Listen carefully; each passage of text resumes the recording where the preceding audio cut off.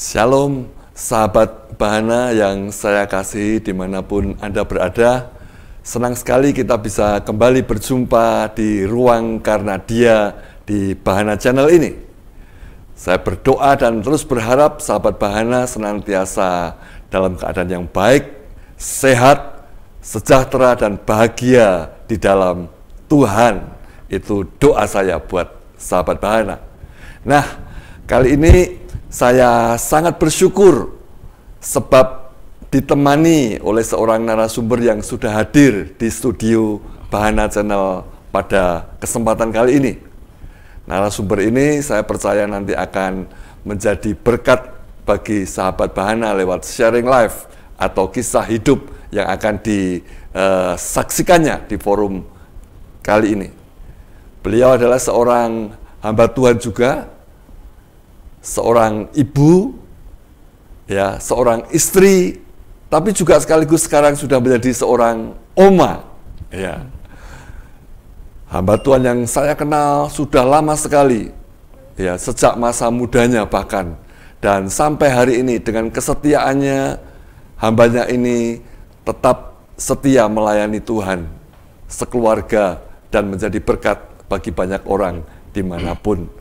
Nah, tanpa berlama-lama, saya akan langsung menyapa supaya sahabat Bahana juga langsung mengenal dengan beliau.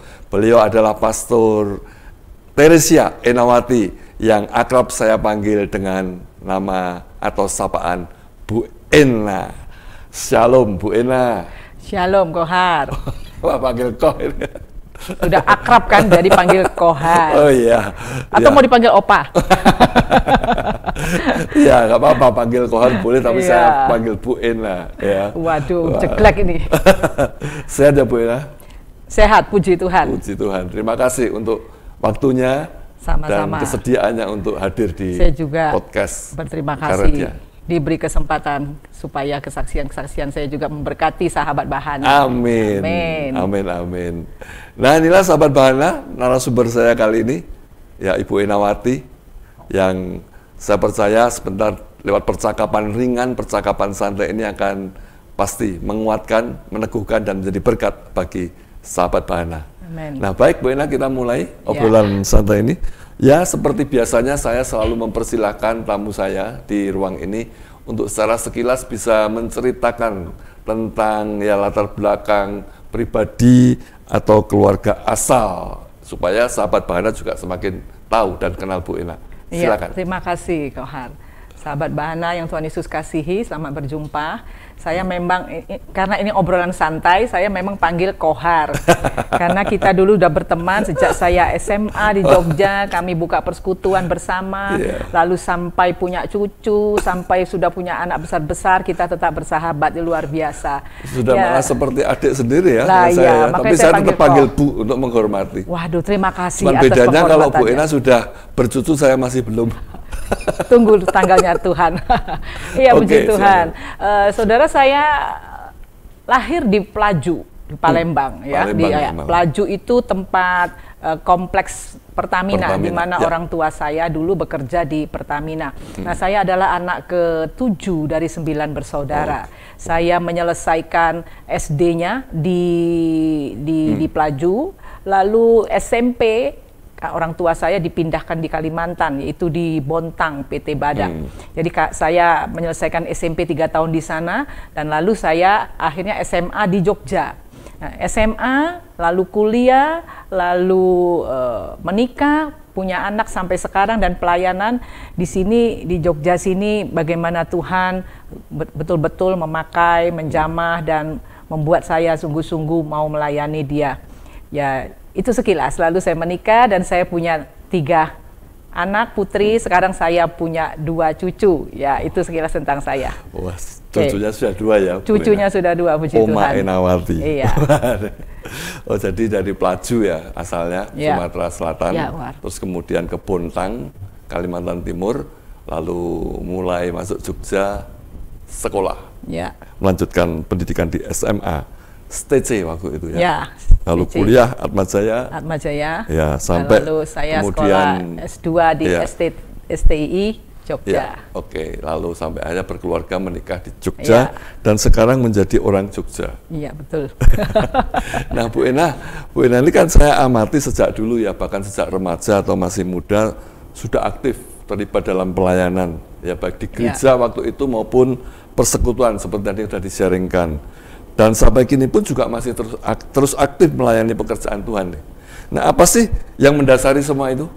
Sehingga Bu Ena bisa bertahan ya mungkin berapa ya, 40 tahun lebih dalam panggilan pelayanan. Ya, saya cerita dulu background-nya ya, Kohar ya. Begini, waktu kami sudah sejak TK dan SD, itu papa dan mama kami selalu membawa saya dan kakak-kakak dan adik saya itu sekolah minggu. Nah, pada waktu itu yang aktif di gereja itu adalah mama, papa karena sibuk ya masih ikut-ikut. Kami sekolah minggu hampir setiap minggu itu, dan mama melatih kami sekolah minggu. Dan disitulah saya teringat dan merasa ini guru sekolah minggu kami saat itu memotivasi saya. Dia seorang guru yang sudah tua, seorang wanita. Sudah senior ya. Saya ingat sekali. Namanya itu kita sebut Tante Sihotang. Tante Sihotang sudah senior ya berarti. Sudah senior dan sekarang mungkin sudah dipanggil Tuhan udah waktu dia mengajar kami itu sudah putih rambutnya. Dan dia mengajar dengan sungguh-sungguh, dengan sukacita. Di situ kami belajar banyak firman Tuhan. Disitulah mulai bibit-bibit ya tentang firman Tuhan, tentang kebenaran diajarkan kepada kami. Lalu saya pindah ke Kalimantan dan sejak di SMP itu saya dibaptis. Di SMP dibaptis. Lalu di SMA di Jogja, di situ saya mulai melayani.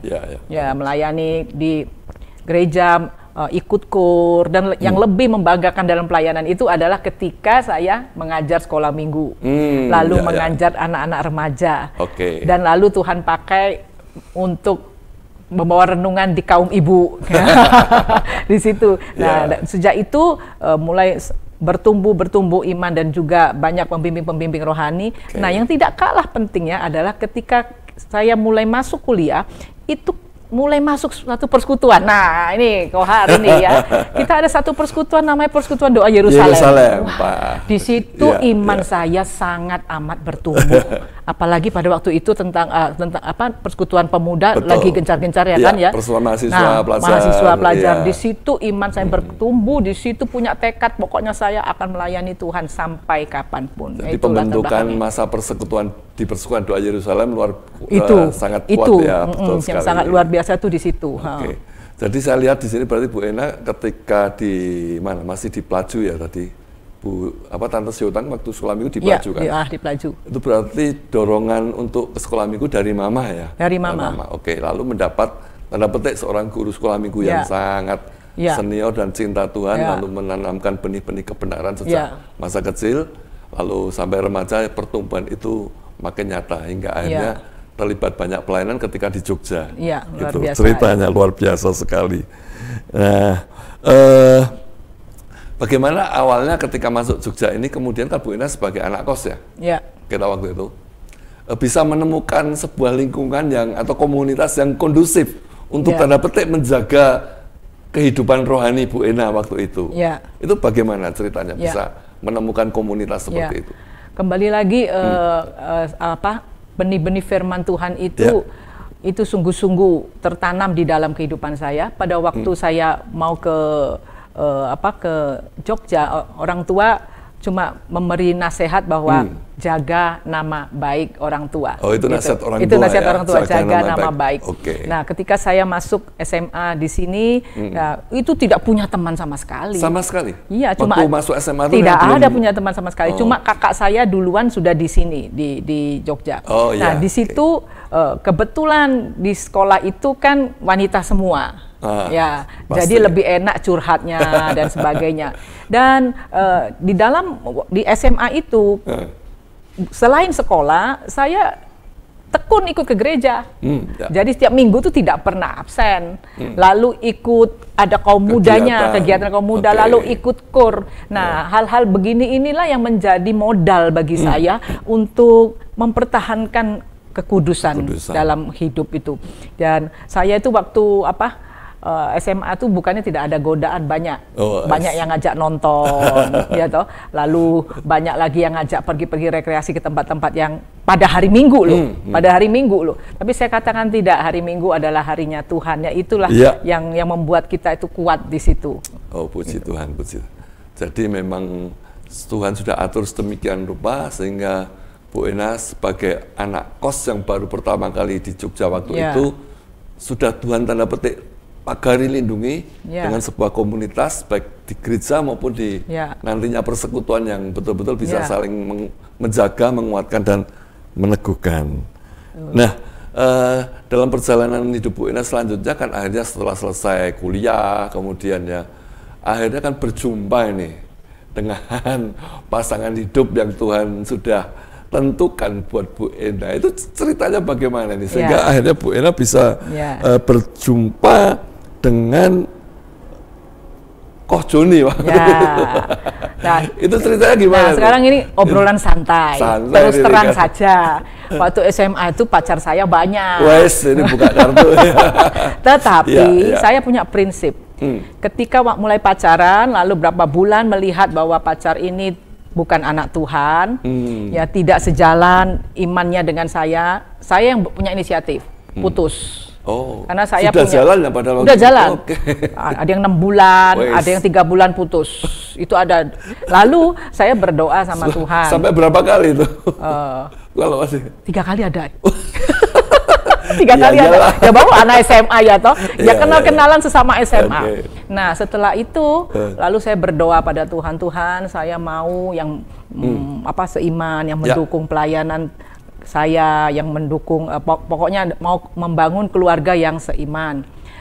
Saya berdoa sungguh-sungguh. Nah, kebetulan saat itu ada dalam persekutuan doa. Di persekutuan doa itu mulai teman-teman ini menjodoh-jodohkan dengan si dia, sang suami. Ya, tadi Kohar sudah sebut Koh Joni. Ya, dan kebetulan juga si Koh Joni ini adalah orang yang pemalu gitu loh. Jadi kita dijodoh-jodohkan dan akhirnya ya memang kita klop. Dan saya juga berdoa kalau ini bukan dari Tuhan ya Tuhan gagalkan. Tapi ya sampai sekarang dan saya merasakan memang dia adalah suami yang dipilih Tuhan yang terbaik untuk saya. Dan saya masih ingat Bu Ena bahwa di persekutuan doa Yerusalem ini memang akhirnya tanda petik melahirkan pasangan-pasangan suami istri yang cukup banyak gitu teman-teman ya. Ada ketemu jodohnya pasangan juga di persekutuan. Nah, sahabat Bahana, Bu Ena ini akhirnya ketemu jodohnya lewat persekutuan doa Yerusalem itu juga, yaitu dengan ketemu waktu itu Koh Joni. Nama lengkapnya Joni Heriadi Wijaya, yang tidak lain adalah adik kandung Pak Gondo. Itu ya. Dari Bu Ena ini sekarang juga adik iparnya Pak Gondo. Luar biasa. Nah, kemudian setelah dalam perjalanan keluarga menikah dengan Koh Joni, lalu Tuhan hadirkan anak-anak, semuanya putri ya. Tiga putri. 3 putri yang luar biasa.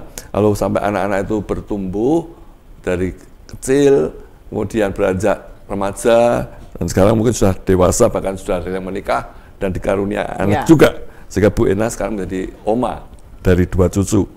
Nah, bagaimana nih cara Bu Ena ya bisa membagi waktu, membagi perhatian antara pelayanan dan mungkin kegiatan yang lain di luar rumah dan juga untuk keluarga. Ini kan perlu di-sharingkan ini apa yang Bu Ena alami. Betul. Sebagai seorang ibu yang saya percaya juga banyak aktivitasnya, tanggung jawabnya dalam pelayanan di gereja atau di komunitas, tapi juga sekaligus bisa membagi waktu perhatian dengan keluarga dengan baik. Ini bagaimana? Ini menarik sekali ya. Saya akan cerita panjang. Nah, Kohar begini, waktu saya setelah tamat kuliah lalu saya menikah, lalu saya mulai pelayanan lebih banyak setelah menikah. Dan di dalam hati saya ada kerinduan untuk sekolah Alkitab. Gitu. Lalu itu saya sampaikan terus ke suami, saya mau sekolah Alkitab. Suami saya dia bilang tidak, anak masih kecil-kecil, ya sudah saya nurut. Lalu ketika saya pelayanan itu sibuk, suami saya selalu berkata begini, kalau hari libur, hari keluarga tidak boleh pelayanan. Padahal saya katakan, loh justru hari libur itu banyak pelayanan, ada retret, ada ini, kok justru saya disuruh libur. Tapi saya nurut. Maksudnya yang hari libur itu bukan yang minggu ya? Bukan minggu. Kan maksudnya kalau hari-hari libur, hari besar, hari misalnya seperti Lebaran, ada seperti kayak Paskah, ada libur-libur gitu. Itu tidak boleh untuk pelayanan. Tidak boleh untuk pelayanan. Saya katakan, loh gimana ya Tuhan? Padahal justru hari-hari begini banyak retret, banyak undangan, banyak ini. Kok justru saya nggak boleh? Tapi saya nurut. Saya katakan, saya harus mulai mengasihi Tuhan itu dengan segenap hati, jiwa dan akal budi itu mulai dari keluarga. Ya kan? Betul. Lalu saya nurut dan saya tahan keinginan dan kerinduan itu. Dan tadi Bu Ena bilang untuk kerinduan ke sekolah teologi atau sekolah Alkitab, bahkan anak-anak ketika waktu masih kecil ya. Masih kecil. Tapi jadi tetap belum boleh, tidak diizinkan ya. Nah, lalu setelah itu anak-anak mulai besar, lalu ada kesempatan untuk kuliah. Saya tanya sama Pak Joni, boleh nggak saya kuliah? Boleh, dia bilang. Nah, waktu itu kebetulan kita mau buka satu gereja. Boleh. Saya cepat-cepat karena dikatakan boleh. Lalu saya cepat-cepat telepon sekolah STII. Minta langsung didaftarkan dan minta apa syarat-syaratnya. Nah, saya bisa menyelesaikan. Nah, suami saya bilang begini, boleh sekolah, tapi tidak boleh lupakan keluarga. Nah, anak-anak saya waktu itu tahun 2007 itu masih kecil-kecil lah gitu. Ya, tapi tetap saya itu dan sambil kuliah sore hari, sambil buat tesis, sambil buat tugas, saya paginya sambil bisa, pokoknya semua itu banting tulang sampai 2 tahun bisa lulus. Nah, setelah anak-anak itu mulai besar, kuliah dan suami mulai itu, nah pada waktu ini diuji ya. Setelah kita sekolah, setelah kita mulai banyak pelayanan ini kita diuji. Mulai suami saya mengalami sakit itu ya. Nah, lalu mulai anak-anak udah mulai remaja. Nah, itu mulai pendampingan. Mulai pendampingan. Lalu saya bilang sama Tuhan, ya ini saya katakan, saya punya prinsip begini, melayani Tuhan itu tidak harus tampil di mimbar. Betul sekali. Justru melayani Tuhan yang lebih utama adalah bagaimana membawa anak-anak ini untuk Tuhan. Bagaimana membawa mereka kenal Tuhan. Itulah saya punya prinsip begitu. Nah, untuk yang pelayanan-pelayan di luar, saya katakan itu nomor kesekian. Itu prioritas saya, Kohar. Jadi Bu Ena membagi waktu dan perhatian dengan prinsip seperti itu. Apa yang menjadi keinginan atau arahan suami, Ko Joni dalam hal ini itu dipatuhi. Sehingga ketika tanda petik kairosnya tiba, ya semuanya dibuka jalan. Misalnya lanjut ke studi di STII. Ada waktunya. Ambil program apa itu Bu Ena? Saya ngambil Master Pendidikan Kristen. Agama Kristen, pendidikan agama Kristen. Pendidikan agama Kristen di STII ya. Nah, sampai selesai dan kemudian Tuhan bukakan ladang-ladang pelayanan yang baru. Wow, ini sahabat Bahana, bukankah ini menarik ya? Biasanya saya banyak menjumpai ketika seseorang itu, apalagi sebagai ibu yang aktif di dalam pelayanan di gereja, biasanya akan ada dilema di situ antara mengutamakan pelayanan, pekerjaan Tuhan, atau keluarga ini. Tapi dari obrolan saya dengan hambanya ini, Ibu Ena, kita bisa mendapat jawaban. Ternyata itu tidak saling bertolak belakang. Itu bisa disinergikan, bisa diatur sedemikian rupa, sehingga pelayanan tetap bisa jalan dengan baik, dan menjadi berkat di pelayanan itu, tapi juga keluarga pun diberkati oleh kehadiran ibu, dan sekaligus juga sebagai seorang hamba Tuhan ini. Dan tentunya istri dari suami yang dikasih. Ini menarik Bu Ena. Puji Tuhan. Nah, tadi Bu Ena sedikit sudah singgung sampai tiba waktunya ada ujian tadi ya. Nah, saya percaya itu menjadi momen-momen yang menjadi pergumulan Bu Ena yang kekeluargaan cukup berat ya. Tapi masalahnya bagaimana sih akhirnya kok Ko Joni bisa menderita sakit ginjal yang cukup akut sehingga akhirnya sampai harus ditransplant ya? Seperti itu ya. Itu tahun berapa? Tahun 2007 ketika kita masuk pelayanan bersama untuk melayani satu di gereja, itu suami saya mulai ke dokter dan mulai divonis itu gagal ginjal. Bahkan dokternya bilang ini ginjalnya Bapak ini tinggal 30% saja. Artinya apa kalau 30% fungsinya ya, cuma 30%. Berarti dia gagal ginjalnya gitu, gagal. Nah, oleh sebab itu dia mulai menghitung hari. 30% berarti kalau tinggal 30% itu nggak bisa dipulihkan ya? Ya harus dengan cuci darah. Kecuali cuci darah atau dengan transplantasi gitu ya. Artinya kan sudah tidak mungkin bisa balik lagi kan? Ya, tidak bisa. Hanya untuk memperpanjang saja. Ya.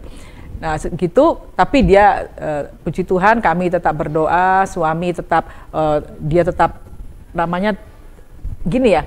Luar biasanya suami saya tuh dia tidak, kalau ada penyakit tuh langsung tidak sedih. Dia malah tetap berjuang. Bagaimana Tegar supaya bisa sembuh? Tegar ya, iya. Itu ya. Bahkan dia tuh sudah pernah pakai hampir kalau dihitung-hitung tuh 20 dokter yang dia datangi. Lokal maupun lokal dan luar negeri. 21 dokter. Nah, ini luar biasa.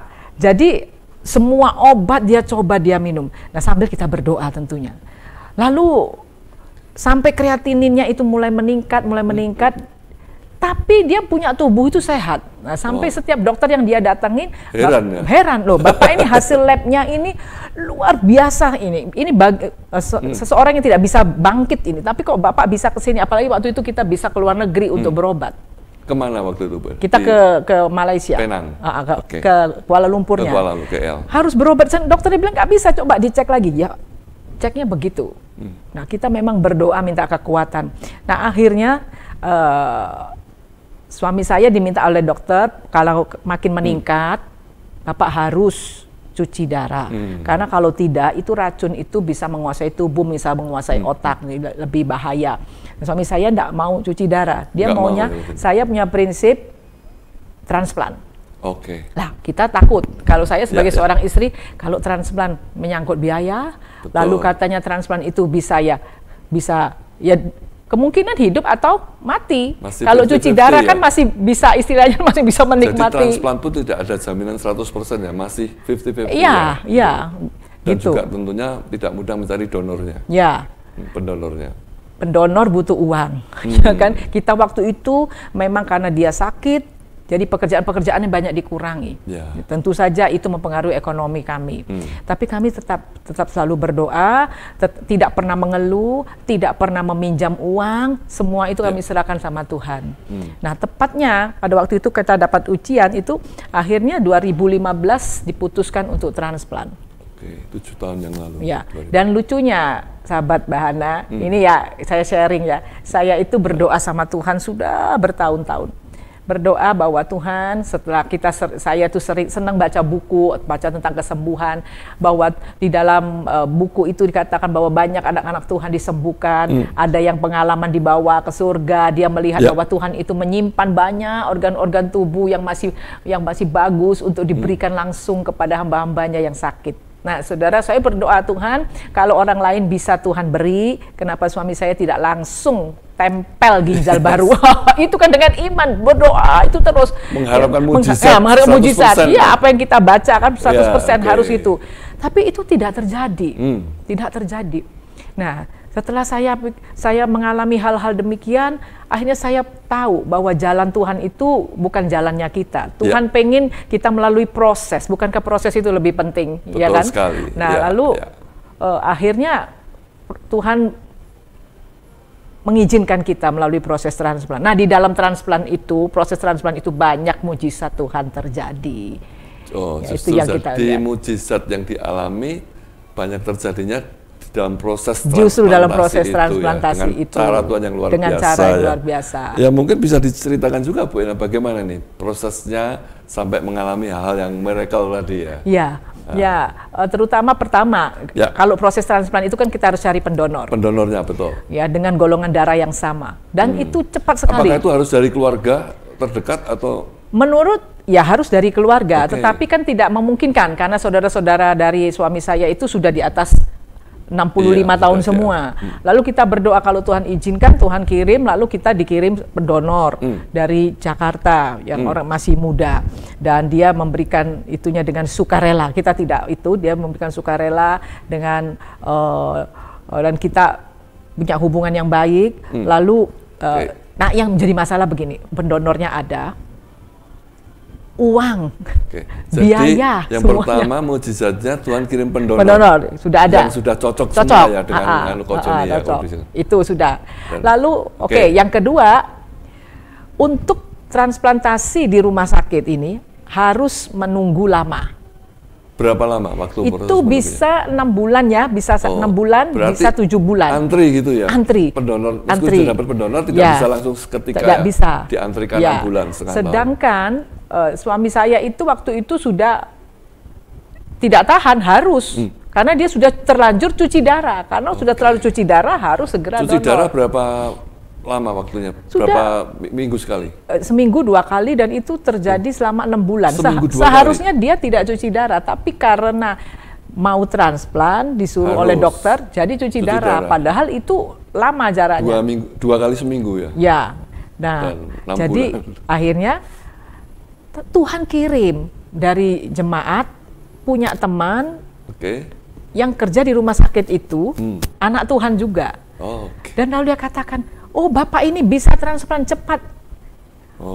Saat itu juga bulan November, padahal kita persiapannya September, itu cepat sekali. Jadi nggak nyampe 6 bulan, 2 bulan ya? 2 bulan, kita langsung persiapan. Senang. Semua sudah berjalan dengan baik. Itu mujizat yang kedua, jadi dipertemukan dengan anak Tuhan yang di rumah sakit itu, sehingga proses transplantasinya bisa lebih cepat. Kita harus nunggu 6 atau 7 bulan. Iya, cepat. Luar biasa. Langsung di Jakarta ya? Di Jakarta. Nah, setelah sampai di Jakarta, kita berpikir lagi, kan kita harus tinggal di sana di mana? Setelah transplant, itu nanti harusnya tempat yang steril. Tempat saudara-saudara kan penuh, ya, banyak anak, banyak apa. Tuhan juga siapkan sebuah apartemen mewah. Kita tidak perlu bayar. Di situ kami sekitar 2 bulan di sana. Tuhan siapkan semua. Itu mujizat-mujizat dalam proses Tuhan yang luar biasa. Tuhan atur sedemikian rupa. Dan lagi proses pada waktu itu ada lagi proses operasinya, itu juga luar biasa. Karena dokter mengatakan Bapak harus bersiap-siap setelah operasi, karena Bapak ini mengidap diabetes, Bapak ini bisa-bisa habis operasi masuk ke ICU. Wah, ini biaya ICU dan segala kita sudah tidak mikir lagi bayang itu, ya. Dan apa yang terjadi? Itu operasi berjalan 8 jam. Setelah 8 jam selesai, dia keluar dengan segar bugar tanpa perlu masuk ICU. Wow, puji Tuhan. Dan dokter mengatakan setelah kontrol, setelah dia operasi, dokter mengatakan Bapak ini adalah pasien yang hebat yang saya temui. Dengan usia waktu itu dia 62 tahun, dengan ada penyakit bawaan diabetes, tapi sehat, tidak masuk ICU, dan bahkan minum obatnya itu tidak terlalu banyak. Kami katakan puji Tuhan. Wow, luar biasa. Saya percaya Bu Ena itu campur tangan Tuhan nyata dalam diri Coach Joni yang waktu itu sehingga bisa cepat sekali pemulihannya ya. Ya mungkin pada dasarnya Coach Joni kan orangnya saya lihat juga orang yang tegar ya. Enggak, wah, istilah saya mungkin pakai, maaf kata, bandel gitu. Bandel dan orangnya tahan sakit. Nah, dia tidak tidak cengeng. Nah, itu pelajaran bagi kami semua. Anak-anak juga. Tapi ketika menghadapi masa-masa sulit itu tentunya anak-anak dan Bu Ena juga pasti kepikiran toh. Pasti sedih atau gimana. Itu mengalami masa-masa pergumulan yang berat. Itu bagaimana tuh bisa melewati masa-masa sulit itu? Saya tuh sampai begini, pada waktu dia operasi, pada waktu melayani dia pasca operasi itu lebih berat lagi karena kita semua harus steril ya toh. Saya tuh sampai sekarang berpikir, kok saya dulu kuat ya. Resepnya apa itu? Itu cuma doa. Doa. Dan juga bukan doa kita, juga saudara-saudara dari dukungan. Semua mendukung, ya baik doa maupun materi maupun apa. Nah, ya ini yang saya katakan, kalau bukan campur tangan Tuhan. Dan berarti gini, setelah semuanya tadi Tuhan tolong buat jalan step by step ya, step demi tahap dari pendonornya, kemudian dari percepatan masa transplantasinya sampai dipersiapkan apartemen untuk setelah pasca operasi kan harus steril 2 bulan tadi. Bagaimana dengan biaya transplantnya itu sendiri? Apakah ada campur tangan Tuhan di situ juga buat keluarga Bu Ena? Berapa sih biaya transplantasi ginjal itu? Nah, kalau ini relatif ya. Pada umumnya waktu itu kita itu harus dengan pendonornya, yang pendonornya di opname kita juga bayar. Kalau total itu 700 juta. 700. Nah, ini yang menarik ya, Kohar ya. Oke. Pada waktu mau transplant itu, jadi bukan transplant. Jadi pada waktu masa-masa suami saya sedang sakit, mengalami gagal ginjal itu kan dia tidak bekerja. Iya. Ya, ekonomi kami ya juga berpengaruh pada ekonomi kami. Nah, kami punya aset di sebelah rumah kami itu, tanah luas dan tempat strategis. Bertahun-tahun kami berdoa pada Tuhan, Tuhan, ini untuk pengobatan suami, kami punya aset. Tolong Tuhan, kirim pembeli. Dan itu bertahun-tahun. Mau dijual ya? Iya, memang diputuskan karena untuk menambah biaya dan sebagainya untuk biaya hidup. Pasti. Nah, puji Tuhan, doa kami tidak terjawab. Tidak terjawab. Tidak terjawab. Tuhan, ya? Puji Tuhan. Karena apa? Ternyata pada waktu transplant ginjal itu Tuhan memberikan teguran kepada saya. Memangnya kuasaku hanya sebatas tanahmu. Emangnya kuasaku hanya sebatas penjualan tanahmu. Nah, pada waktu biaya transplant itu sudah selesai, saya dipanggil oleh administrasi rumah sakit. Lalu total biaya sekian, 700 bersama dengan pasien. Termasuk dengan pendonor ya? Pendonor. Ya. Okay. Dan ini untuk pendonor ibu bayar 1,5 juta saja. Lalu untuk bapak pasien, ibu bayar cuma 23 juta saja. Wow. Saya itu sampai kaget. Saya sampai bilang sama bagian keuangannya, tolong ulangi lagi, nggak salah. Loh kenapa Bu? Kebanyakan? Nggak salah. Betul begini. Dan ibu segera transfer. Saya tuh langsung cepat-cepat lari ke ATM segera transfer. Karena apa? Dari biaya sekian ratus juta segitu, ternyata saudara, memang pada awalnya Kohar. Hanya 25 juta ya total. Pada awalnya itu Kohar, suami saya dan saya itu anti masuk asuransi, sahabat Bahana, anti.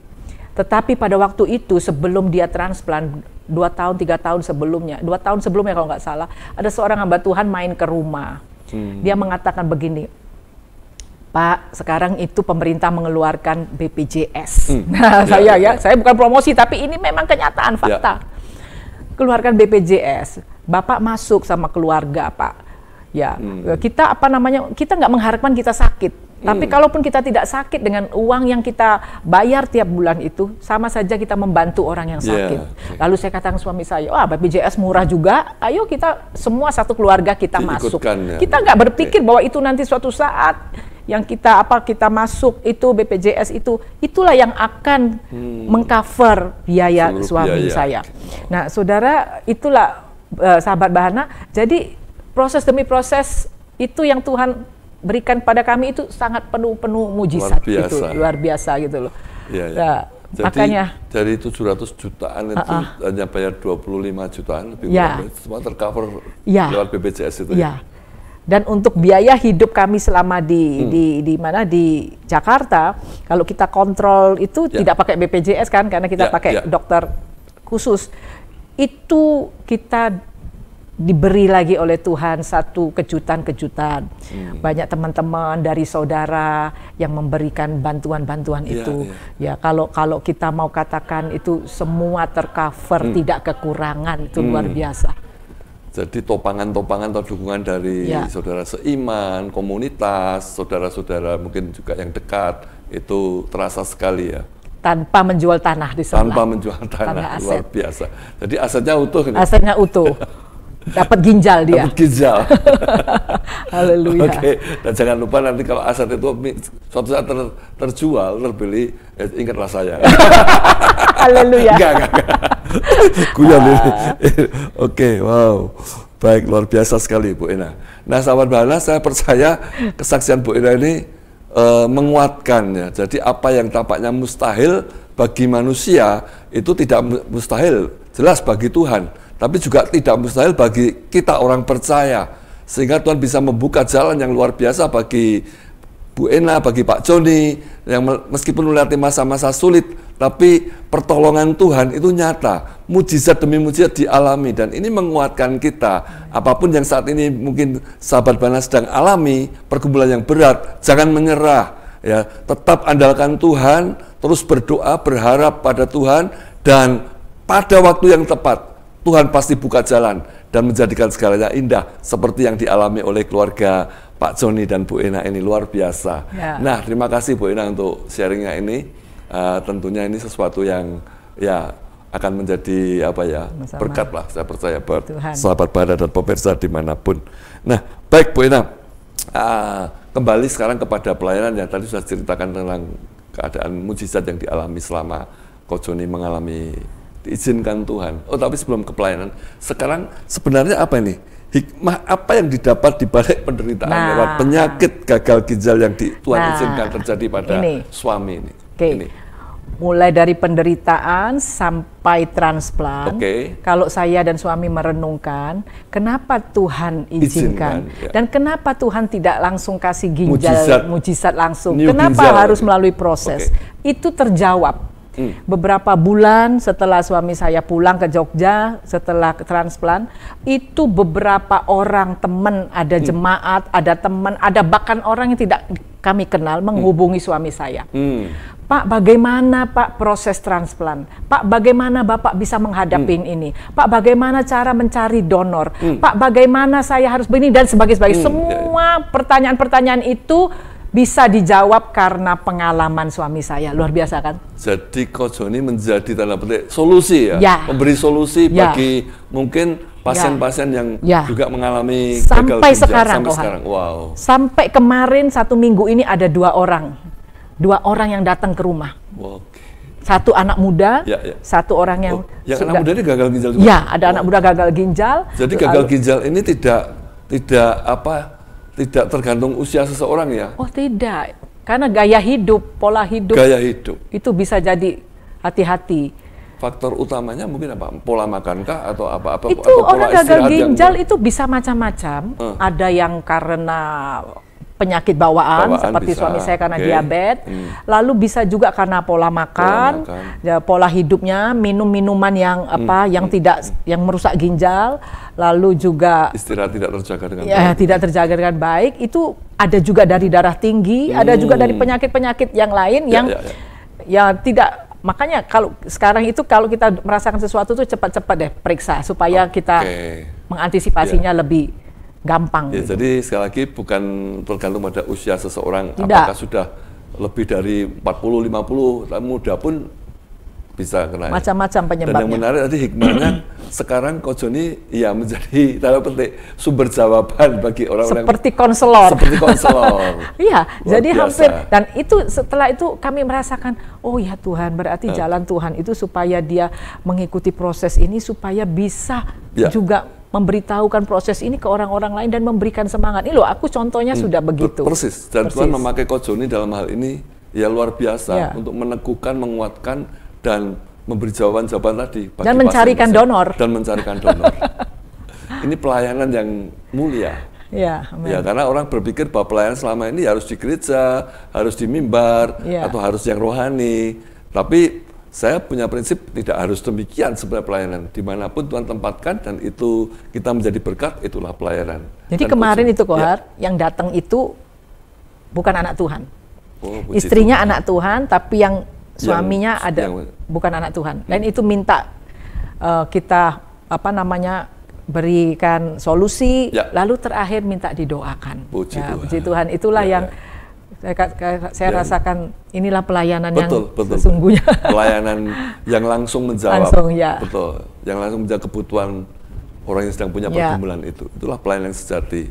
Wow, luar biasa ini. Jadi hikmahnya itu ya Bu Ena. Nah, sekarang kembali kepada pelayanan yang Bu Ena dan mungkin keluarga juga Pak Joni yang sekarang melakukan. Pelayanan apa saja sih yang sekarang ditangani nih? Yang sekarang dilakukan? Ya, sekarang kami berdua pindah di lebih banyak pelayanan di Surabaya, gereja. Kalau saya melayani biasa dalam khotbah, lalu juga saya sekarang anak-anak minta dalam masa pandemi karena gereja banyak tutup, tidak ibadah, anak-anak minta saya buka channel di YouTube. Pelayanan online ya? Pelayanan online. Pelayanan selanjutnya kami lewat Zoom saja. Dan itu suami saya kalau secara langsung membantu orang-orang yang Tadi menarik Bu Ena ceritakan sekilas tadi ketika selama pandemi ini akhirnya lewat anak-anak didorong lah untuk pelayanan lewat online tadi ya. Mungkin apa nih channelnya supaya nanti sahabat Bahana juga bisa mengikuti nih pelayanan Bu Ena lewat channel yang ada. Mungkin bisa diinformasikan. Bahana saya membuka channel di YouTube itu dengan nama Levi ID Ministry. Levi ID Ministry, apa itu artinya Levi ID? Levi itu nama dari cucu saya. Jadi menarik sekali, saya ini cuma rekaman cucu pertama ya. Jadi itu cuma sebenarnya pertama cuma iseng, anak-anak saya bilang, ayo Mi tak rekam, Mami siapkan renungan singkat tak rekam ya. Lalu dia yang mengedit semua dan sebagainya, lalu jadilah rekaman pertama, lalu yang kedua, kita banyak teman-teman yang suka, tambah lagi Bu, tambah lagi, ya sudah, kalau semua memberkati, saya akan jalani Tuhan. ID-nya apa? Ide, maksudnya ide.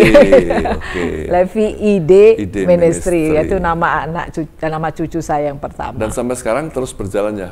Berjalan. Nah, ini sempat kemarin saya vakum selama 2 bulan karena cucu saya yang kedua lahir. Nah, ini loh Kohar, kita ini meskipun kita ini pelayanan hamba Tuhan, tapi kita ingat kita ini oma, kita ini ibu rumah tangga, mana yang lebih didahulukan. Jadi tapi bagi saya Bu Ena ini belum pantas menyandang oma. Haleluya. Meskipun faktanya demikian.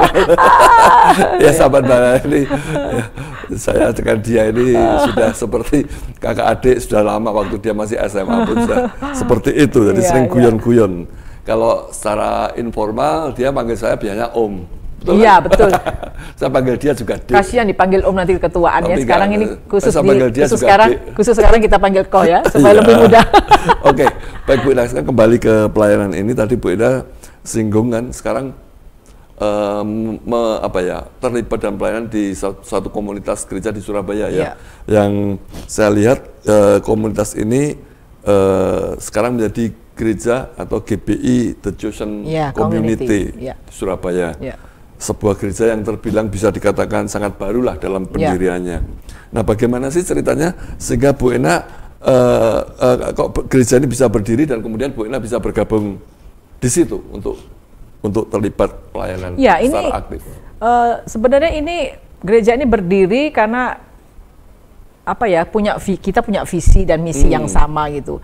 Jadi kita ini pada waktu pandemi berarti selama pandemi juga ya? Ya, sama pandemi ini teman-teman yang mereka dari yang gereja lama, ada yang keluar. Jadi mereka ini kepingin, wah kita ini tidak punya komunitas gitu loh. Padahal kalau kita masuk ke komunitas lain belum tentu cocok gitu. Nah, jadi teman-teman yang ada di Surabaya sesama pelayanan hamba-hamba Tuhan lalu mengikut sertakan saya, ayo Bu, kita buat satu gereja. Nah, lalu kita konsultasi dengan ketua MD-nya GBI di Surabaya gitu ya. Lalu kita mau begini-begini, mau buka dan sebagainya dengan visi misi begini. Lalu teman-teman ini yang sudah ada kebanyakan hamba-hamba Tuhan. Lalu ketua MD ini welcome gitu loh. Saya dukung, buka gitu, silakan gitu, dan semua teman-teman yang punya dana, yang punya apa, mereka bersatu luar biasa. Jadi mereka katakan, saya beri ini, saya sumbang ini, saya ini, dan semua bersatu. Dan ya ini lucunya, saya katakan, saya ini di Jogja. Ya, saya di Jogja, bagaimana saya bisa pelayanan, dan saat itu kita masih pelayanan masih pakai Zoom, pakai online ya, online.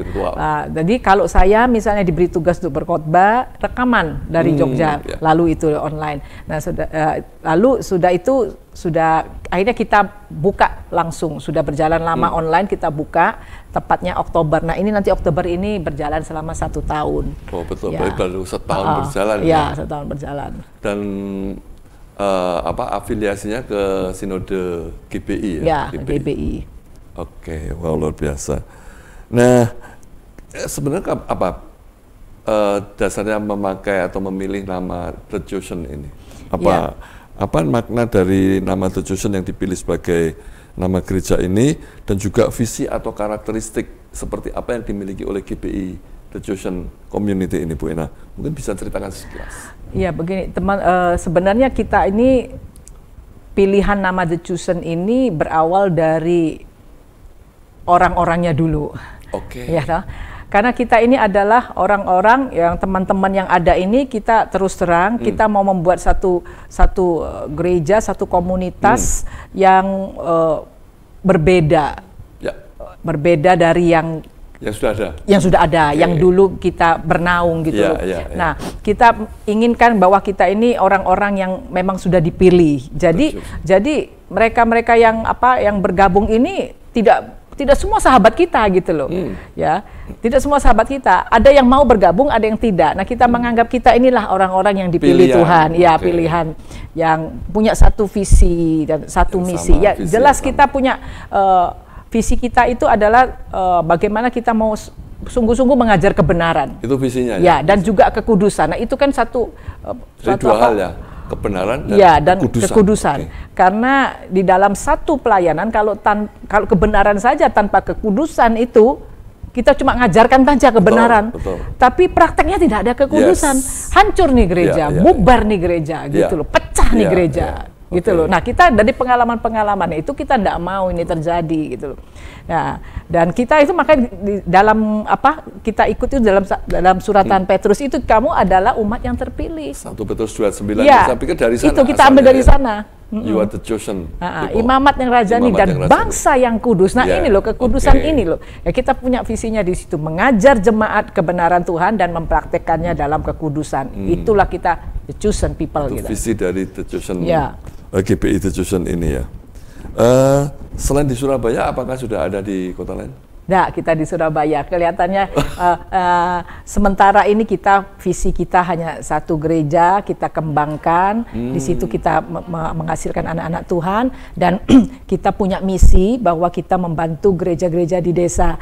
Bukan untuk membangun gereja-gereja sendiri. Untuk misi awal sekali. ini. Saya lihat misi ini mulia sekali. Karena biasanya kalau sebuah gereja baru berdiri, kemudian semakin besar, kemudian dia akan buka cabang di mana-mana seperti itu.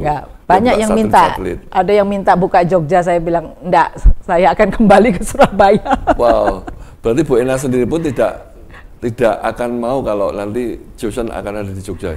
Kalau saya sendiri tidak mau, tapi kalau Tuhan suruh, saya nggak tahu gitu ya. Nah, itu kan rencana Tuhan. Betul, tapi saya sendiri sudah bilang sama Tuhan. Secara pribadi, termasuk dengan Ko Joni, kalau keinginan tidak ada. Itu ketetapan. Tapi kalau nanti pada waktunya memang Tuhan memang bawa ke situ, ya mau nggak mau kan kita nggak tahu lagi kalau Tuhan sudah suruh. Jadi memang pada dasarnya The Chosen ini di Surabaya saja ya, membantu gereja-gereja di desa-desa tadi untuk bertumbuh. Wow, luar biasa ini saya lihat. Iya. Ya, saya doakan supaya Bu Ena, Pak Joni juga dan keluarga di situ terus mengembangkan pelayanan. Tapi bagaimana nih, karena Bu Ena di Jogja kan, gereja ini di Surabaya, untuk bagi-bagi waktunya gimana nih? Atau pulang pergi Jogja Surabaya kalau pas pelayanan di sana gimana? Ya, saya biasanya atau ada kemungkinan udahlah sekalian nanti saya tak pindah sekalian. Ya, memang sementara ini saya dan suami itu 2 bulan atau 3 bulan sekali ke Surabaya. Nah, ketika saya dan suami di Surabaya, disitulah saya mulai pelayanan sudah dijadwal, sudah terjadwal kalau setiap saya. Memang Kohar, memang kita punya rencana untuk pindah ke Surabaya, kembali lagi. Sudah ada rencana kembali lagi.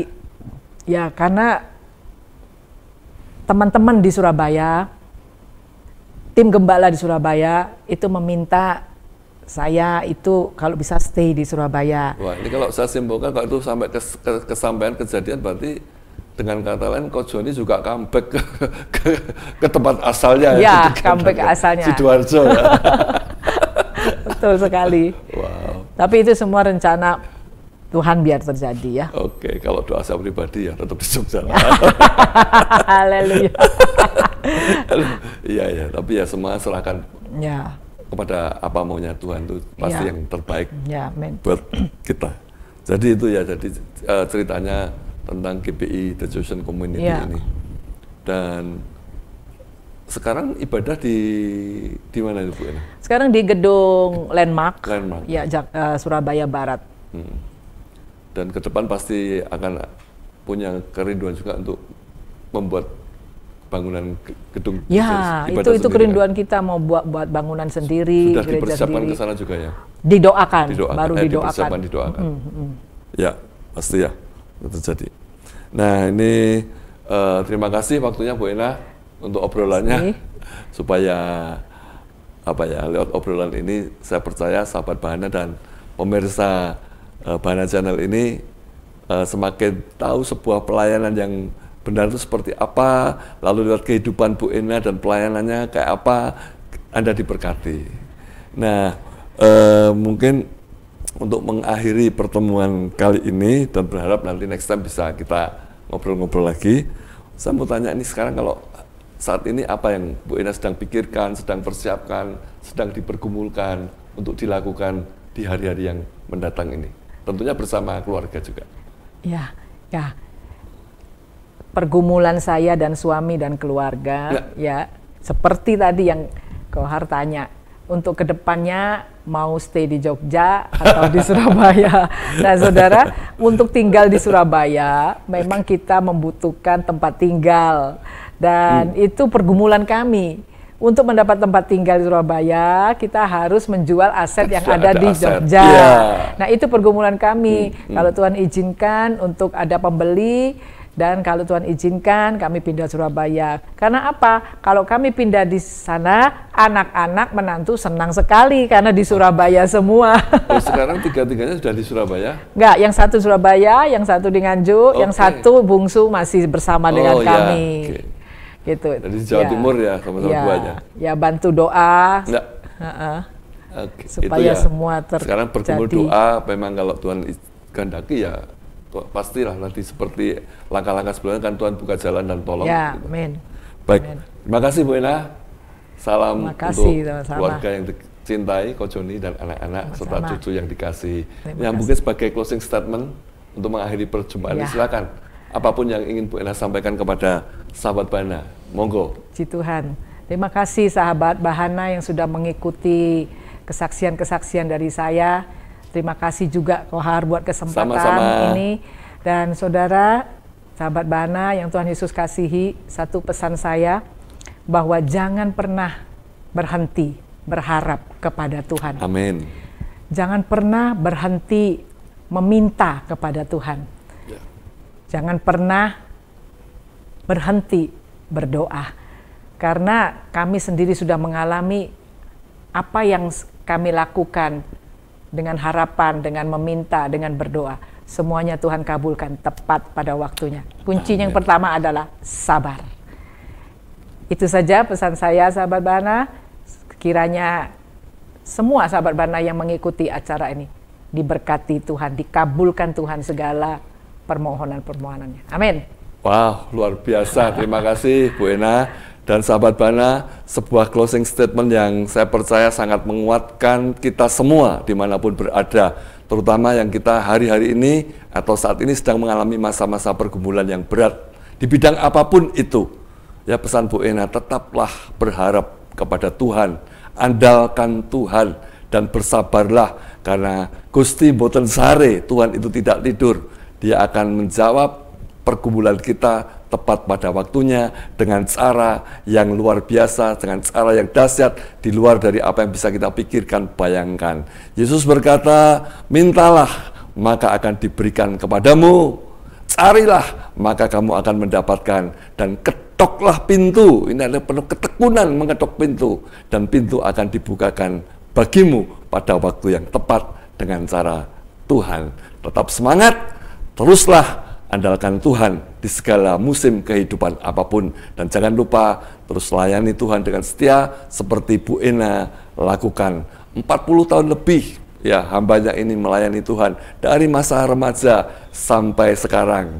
Usia berapa Bu Ena, maaf? Sekarang saya 57 tahun. Nah, berarti 40 tahun lebih Bu Ena sudah melayani Tuhan. Sampai oma-oma pun tetap melayani Tuhan dan dipakai. Luar biasa. Dan kita itu menginspirasi, mendorong kita semua untuk semakin setia, mengasihi, dan melayani Tuhan sampai Maranatha, Tuhan Yesus datang yang kedua kali. Tuhan Yesus memberkati, sampai jumpa di program yang akan datang. Shalom.